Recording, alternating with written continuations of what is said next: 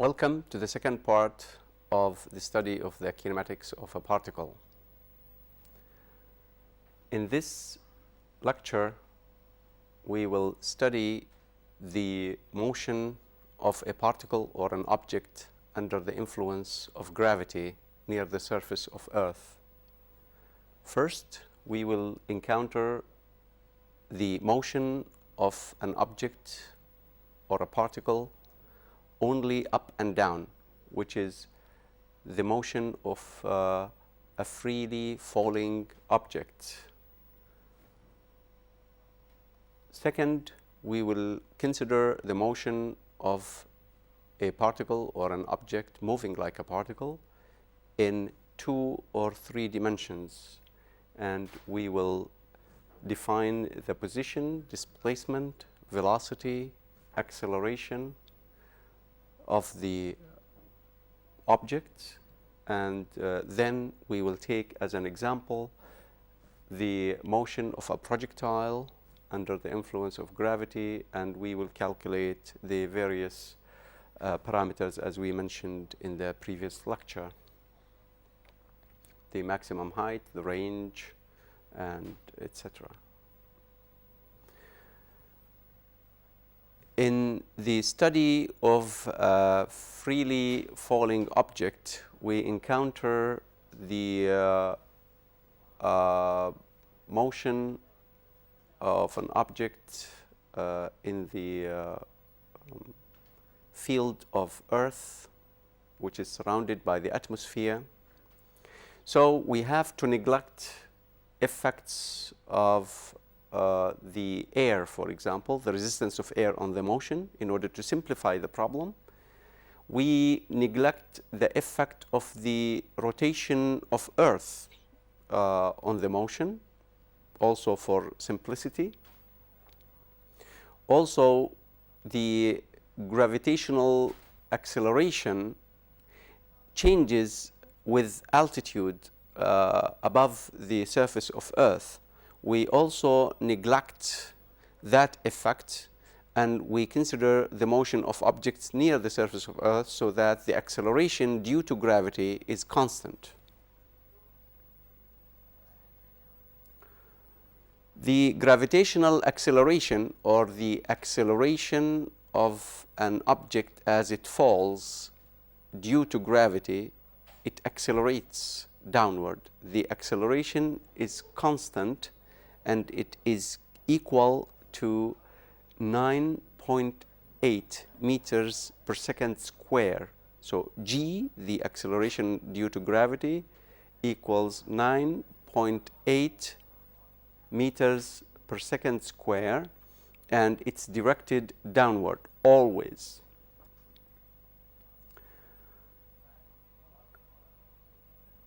So if we consider, for example, the upward direction as the positive y direction, the gravitational acceleration would be written as g equals minus 9.8, the minus sign meaning it is pointing downward.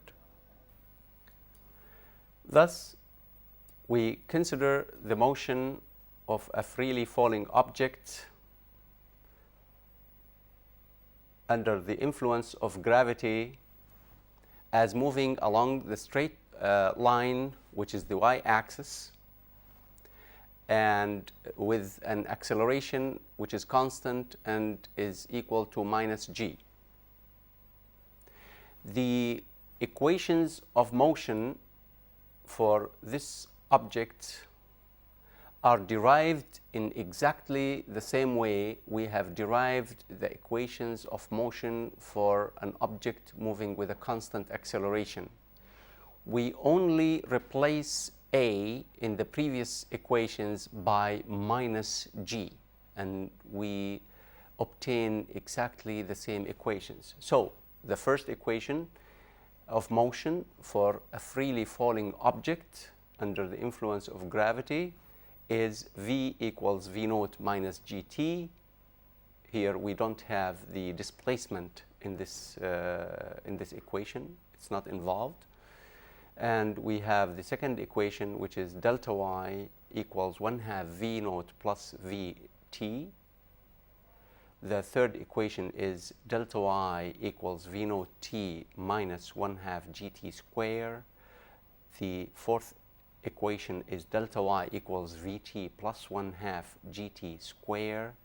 And the final equation, the fifth equation, is v square equals v naught square minus 2g times the displacement delta y. These are exactly the same equations we have derived previously. Now we move to discuss the motion of an object under the influence of gravity, but the motion in more than one dimension. In general, in the beginning, we consider motion, the general motion of an object in 2 or 3 dimensions. An object moving in 3-dimensional space has a position that can be decomposed into its 3 components: the x component, the y component, and the z component. Thus, the position is written as xr equals xi plus yj plus zk, in the same fashion that we have defined previously. The displacement of this object is defined as delta r equals r2 minus r1, where r2 is the position of the object at time t2 and r1 is the position of the object at time t1. This figure shows the initial position of the particle at r1, the final position at r2, and the displacement. The displacement is the vector that is extending from the tip of r1 to the tip of r2. That's the displacement of the vector during the time of motion. The velocity for the object during the interval of motion, interval of time of motion, is defined according to the previously agreed upon definition. The average velocity is defined as the displacement divided by the time interval. So if an object moves a displacement delta r during time delta t, delta r divided by delta t is the average velocity, and this is a vector. And since r has 3 components, then we can rewrite delta r over delta t as delta x over delta t in the direction of x plus delta y over delta t in the direction of y plus delta z over delta t in the direction of z. That is writing the average velocity in terms of components. And here we have to remember that delta x over delta t is simply the average velocity in the x direction, or the x component of the average velocity. Delta y over delta t is the y component of the average velocity, and delta z over delta t is the z component of the average velocity. The instantaneous velocity v is also obtained in a similar fashion to what we have discussed before, where we can take the limit as delta t goes to 0, in which case delta r over delta t is simply, as delta t goes to 0, is simply the derivative dr by dt. And in terms of components, this is written as v equals dx by dt I plus dy by dt j plus dz by dt k, where dx by dt is the x component of the velocity, dy by dt is the y component of the velocity, and dz by dt is the z component of the velocity vz.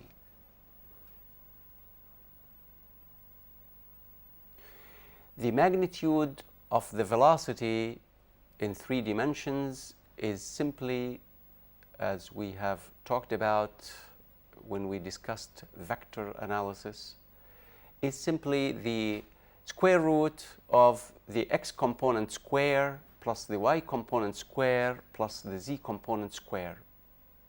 This is the magnitude of the velocity. The acceleration is also defined in a similar way to what we have talked about before, and during the period of motion delta t, if the velocity of the object changes from v1 to v2, then the average acceleration is defined as delta v over delta t.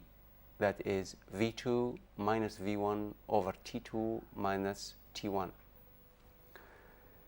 The average acceleration, we must remember, is a vector, and the direction of the average acceleration is in the same direction as the change in velocity delta v.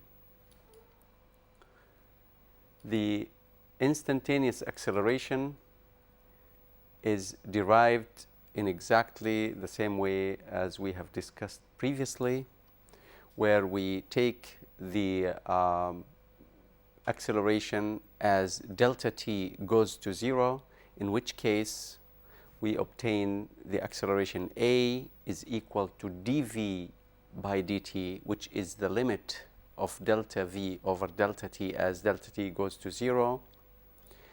And in component form, this is equal to dv sub x by dt I plus dv sub y by dt j plus dv sub z by dt k, where dv sub x by dt is the x component of the acceleration ax, dv sub y by dt is the y component of the acceleration ay, and dvz by dt is the z component of the acceleration az.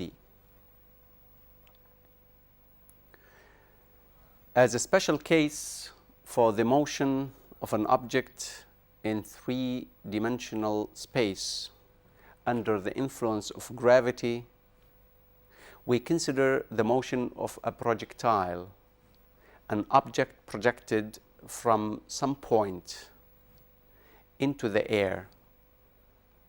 And in this case of our study, to simplify the analysis, we neglect again the effects of air and the earth rotation on the motion of the object, just for simplicity. We also simplify the problem dramatically if we reduce the problem to 2-dimensional, and that way we can deal with only 2 equations in 2 directions instead of dealing with 3. To reduce it into 2-dimensional, we can consider the horizontal direction as the x-axis, and we can consider the upward direction as the y-axis. Thus, the projectile can be viewed as being a motion of a particle in a plane, and a plane is 2-dimensional, is a 2-dimensional motion. So if we know the initial velocity by which the object is projected, if we call it v sub naught, then this initial velocity is written in terms of components as v naught sub x I plus v naught sub y j, where v naught sub x is the horizontal component of the velocity and v naught sub y is the vertical component of the velocity. And the horizontal component of the velocity is calculated from the magnitude of the initial velocity and the initial angle of projection of the object. So v naught x is equal to v naught cosine theta naught, where theta naught is the initial angle of projection, and v naught sub y is equal to v naught sine theta naught, where v naught sine theta naught is v naught sub y. This is the perpendicular component of the velocity. Now, this trajectory shows the motion of the projectile, where here the location of the projectile is called O, the origin. We consider that this is the point where the projectile is projected.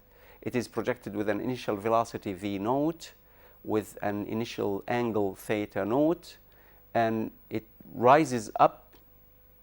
It changes the vertical component of the velocity until the vertical component of the velocity is 0, because as the object rises, the acceleration of gravity is acting downward, reducing the upward velocity until it reaches 0 at the maximum height, and then the velocity switches direction. The vertical component of the velocity switches direction, and the object starts going down. And this downward component of the velocity increases in magnitude because the acceleration of gravity is acting on it continuously, increasing the magnitude of this downward velocity, or as we can say, the velocity is decreasing. That means it is increasing in magnitude, but it is minus in direction. The distance from the initial position from which the object is projected, the horizontal distance from this point to the point at the same level, which we call the x coordinate, that distance, that horizontal distance, when the object comes back to the same level, that distance is called the range of the projectile. So the horizontal motion and vertical motion of the object are independent due to the vector nature of the components of motion, which are the velocity and acceleration. And this leads to two separate equations, each one of them one-dimensional, which makes the analysis of the motion of the projectile simple. We deal with two equations, each one of them is one-dimensional, so we adopt the same equations of motion that we had derived for the one-dimensional motion.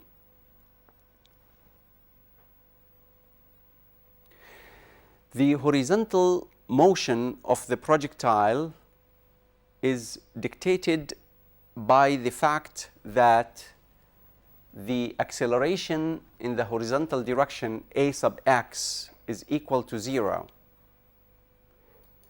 Since this acceleration in this direction is 0, that means the velocity in this direction, v sub x, is equal to v naught sub x at any time, which means that the horizontal component of the velocity of the projectile is constant at any time.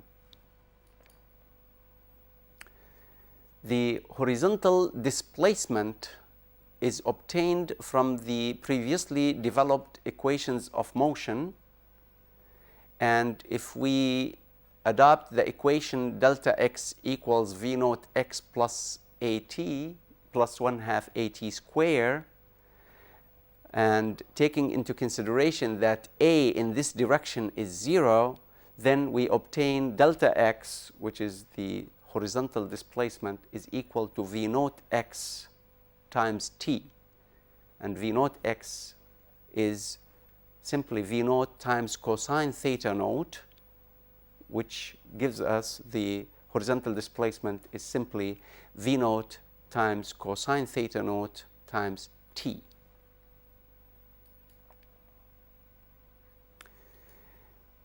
Similarly, we consider the vertical motion of the projectile now, and this is exactly the same as the motion of a freely falling object, because it is the motion up and down under the influence of gravity, where the acceleration is simply minus g. Thus, the velocity in the y direction, or the y component of velocity of the projectile at any time, is simply v naught sine theta naught, which is the y component of the initial velocity, minus gt.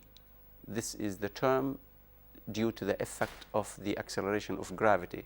And this shows that the y component of the velocity is decreasing or increasing in the downward direction due to this minus gt term.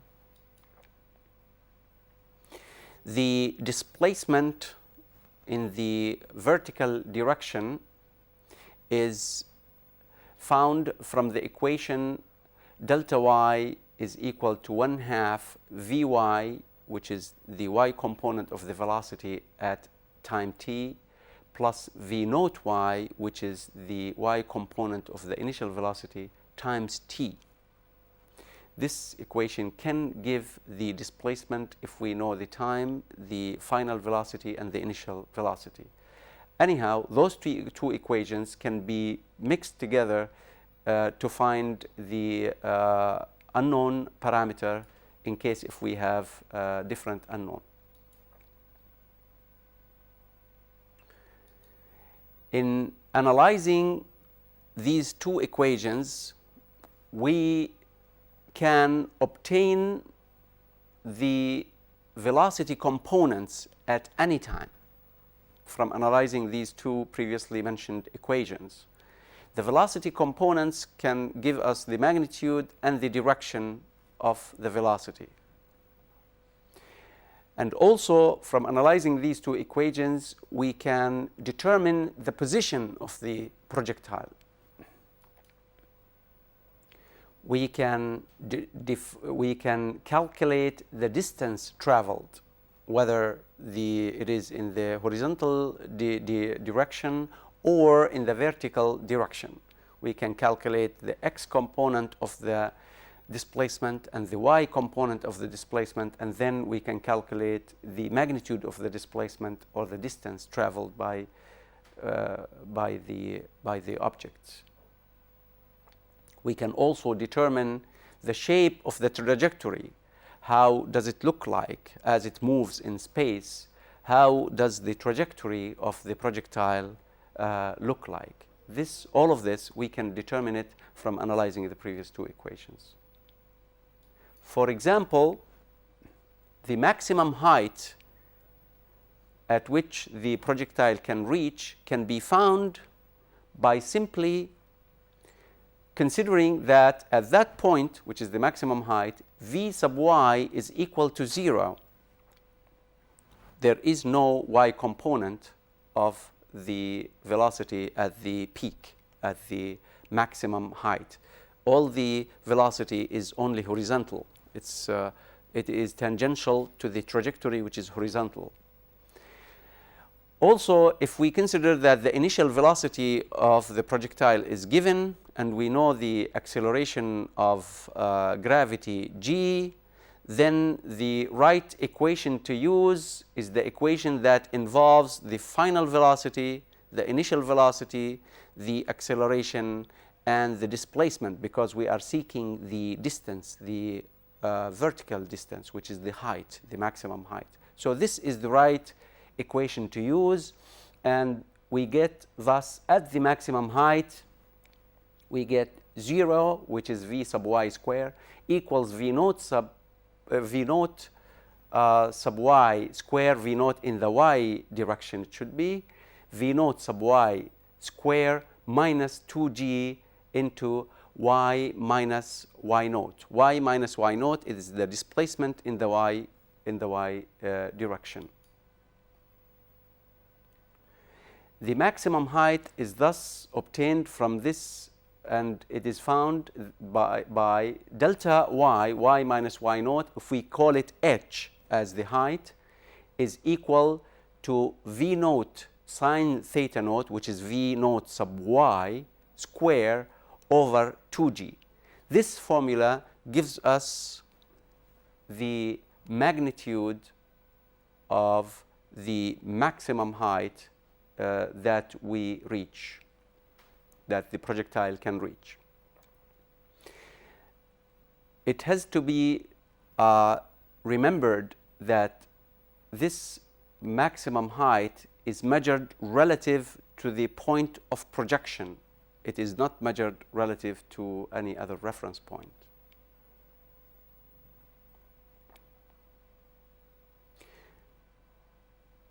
Now we are at a point where we can look closer to the motion of the projectile and try to see the shape of the trajectory in space as it moves, as it is projected. How does it move in space? The shape of the trajectory. The equation that describes the trajectory in space is called the equation of the path. The equation of the path is a relation between the x component of the position of the projectile and the y component of the position. So if we know the y component of the position of the projectile as it's projected as a function of the horizontal component, then we have determined what we call the equation of the path for that projectile. How do we do that? We, first of all, to simplify the problem, we can take the location of the initial location of the projectile, we can take it as the origin, setting thus x naught equals to 0 and y naught equals to 0. That is, the initial position of the projectile is considered 0, or we can consider the origin of our coordinate system, which we are using for our measurements, as the position, the initial position of the projectile.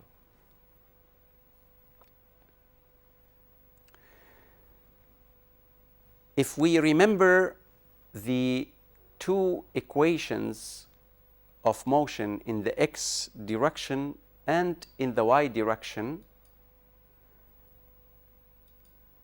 and here they are, x is equal to v naught cosine theta naught t. We have to remember that x is the displacement. It's simply x minus x naught, but we have set x naught equals to 0. So the displacement x is equal to v naught sub x times t. V naught sub x is simply v naught cosine theta naught. That is for the motion in the x direction. And for the motion in the y direction, we have an acceleration, which is the acceleration of gravity.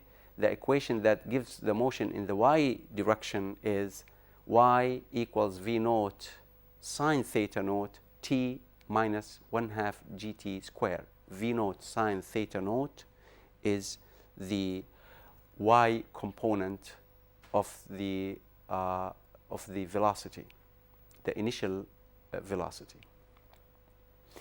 Time is a common factor in these two equations, the horizontal motion, the equation for the horizontal motion, and the equation for the vertical motion. Time is a common factor.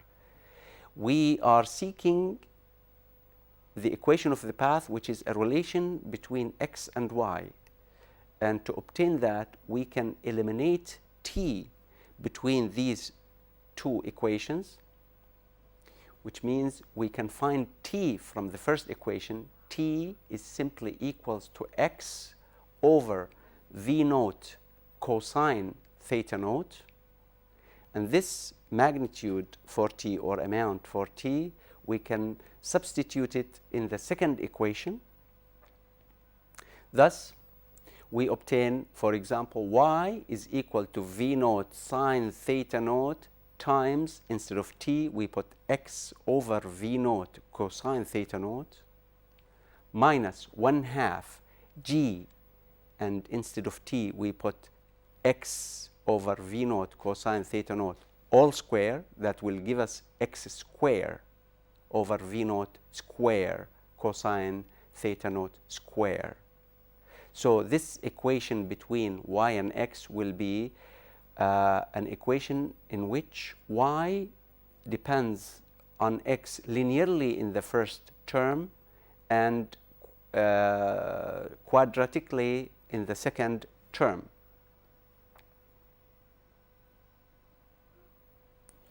That is obtained when eliminating t, and the result is, after we do some algebra, some subdivision and elimination of common factors up and down, we arrive at the equation of the path, which is given by y is equal to tan theta, which is obtained from sine theta over cosine theta, times x minus g times x square over 2 v naught cosine theta naught all square. This equation, as we notice, is a quadratic equation where x depends, where y depends on x square, and this is the shape of a parabolic trajectory. Since the sign of the term that contains x square is negative, minus g x square over 2 v naught cosine theta naught square, since this term is negative, then the parabola is upside down, which means the trajectory looks like parabolic, but it is concave downward. And that is indeed the shape of the trajectory of the projectile, as we have seen in a previous figure. That's how it looks like. It just goes that way. This is a parabolic trajectory.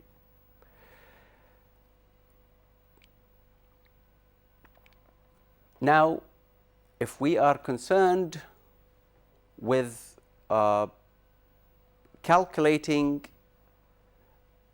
some of the parameters relevant to the motion of the projectile, one of these relevant parameters is the range, the so-called the range, which is the horizontal distance that the projectile moves. This parameter is particularly an important one because suppose that you want to deliver an object by projecting it from a given point and you want to deliver it at a specific point at a given distance from you. This way you should determine first the distance from the point of projection to the point of delivery, to the point where you want to deliver the projectile. That horizontal distance is called the range, and it is essential to know in order to project the object from one point and make sure that it arrives at the other point of interest, a distance r, a horizontal distance r from the position, the initial position of the projectile. The 2 points, the initial point and the final point from which we determine the range of the projectile, lie always on the same level, and that line on which they lie, we call it, for convenience, the x-axis. Thus, in order to calculate the range of the projectile r, we can go back to the equation of the path, and remember that the equation of the path is a relation between x and y.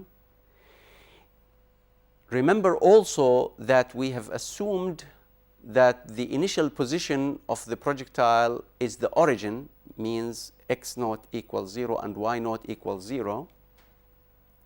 And knowing that the final point to calculate the range, the final point is on the same level, that means the y component of the position of the projectile in the final point should also be 0, because the final point and the initial point are at the same level.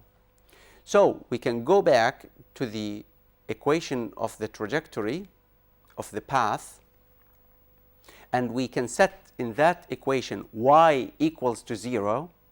If we set y equals to 0, then the displacement is simply the horizontal displacement, which is the range in this case. Let's go back to the equation of the path. Here it is. In this equation of the path, we set y equals to 0, and instead of x, we put r. So this will be tan theta naught times r minus g times r square over 2 v naught cosine theta naught all square. So we have two terms on one side of the equation equals 0 on the other side of the equation. We can take r as a common factor because r exists in the two terms, and we will be left with tan theta naught minus g times r over 2 v naught cosine theta naught square, all times r equals to 0. The solution for this equation is either r equals to 0. R equals to 0 is a trivial solution which gives the initial position of the projectile, because setting y equals to 0, you are searching for the positions of the particle which are characterized by y equals 0, and those are two locations of the object. One of them is the initial position from where the projectile was projected, and the second point is at the range r. So the first solution is r equals to 0, which is the initial location of the projectile. We are not concerned with this. We are concerned with r, which is at the other point where it goes back to the same level. And at that point, the horizontal displacement, which is the range of the projectile, is given by 2 v naught square sine theta naught cosine theta naught over g, the gravity, the acceleration of gravity. And at this point, we have finished discussing the kinematics of the particle, which is the description of motion of a single particle or an object moving like a single particle. We have considered the motion in one dimension, the motion in 2 and 3 dimensions, and we have taken the motion under the influence of gravity as a special example for this motion. And at this point, I would like to end this lecture, and thank you for your attention.